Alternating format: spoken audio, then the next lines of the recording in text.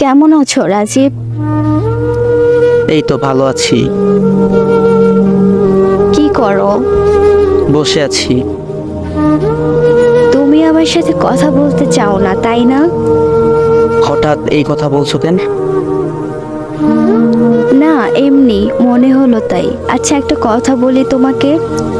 বলো। তুমি আমাকে এখন প্রতিনিয়ত অনেক অবহেলা করতেছো। আজব তো, আমি কেন তোমাকে অবহেলা করব? কিসব বলতেছো? বুঝি তো। বুঝো, তুমি সবসময় এত দেখাবো কেন করো? আমি ন্যাকামো করি? অবশ্যই করো।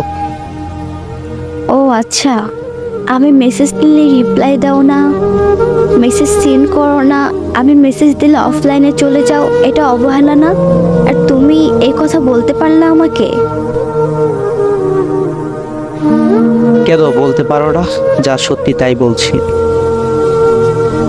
তুমি আমাকে ভালোবাসো না রাজীব? মানে কি? ভালোবাসি মানে কি? ভালোবাসো না তুমি আমাকে? না, বাসি না। এটাই কি তোমার মনের কথা? তাহলে তোমার আর আমার সম্পর্কের নাম কি? শুধু বন্ধুত্ব। শুধু বন্ধুত্ব? তাহলে যে কথাগুলো বলছিলা সেগুলো মিথ্যা ছিল সব? আরে ফান করেছি তোমার সাথে। কি বললা তুমি? ফান করছো? আমার ভালোবাসা তোমার কাছে ফান মনে হয়? আর কিসের ভালোবাসা? ভালোবাসা করতেছো তুমি? তুমি কি পাগল? তোমার মতো একটা মেয়েকে বিয়ে করবো আমি? অসম্ভব। তাহলে কেন ভালোবাসার নাটক করলা আমার সাথে? আমি তো কখনো তোমাকে ভালোবাসি নাই। দেখো, ন্যাকামো করো না, এসব আর ভালো লাগে না। এখন আর আমাকে ভালো লাগে না। যখন কথা বলার মানুষ ছিল না তখন আমার সাথে কথা বলছো, বেস্ট ফ্রেন্ড বানাইছো, কলিজা বানাইছো। ফালতু কথা বলবা না একদম।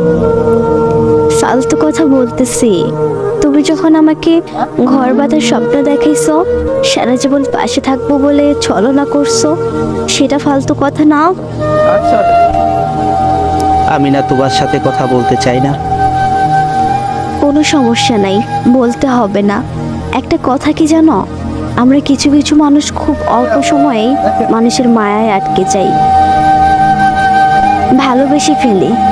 আমি ভেবেছিলাম তুমিও আমাকে ভালোবাসো, কিন্তু জানতাম না আমি তোমার কাছে এতটা বিরক্তিকর মানুষ। তোমার এইসব কথা শোনার কোনো ইচ্ছে বা সময় আমার নেই। আর কোনোদিন তুমি আমাকে কোনো মেসেজ দিবা না, বুঝতে পেরেছো? দিব না, আমার জবান ঠিক আছে। আমি অন্য কারোর মতো মিথ্যা আশ্বাস দেই না, কারো মন নিয়ে ছলনা করি না। ভালো থেকো।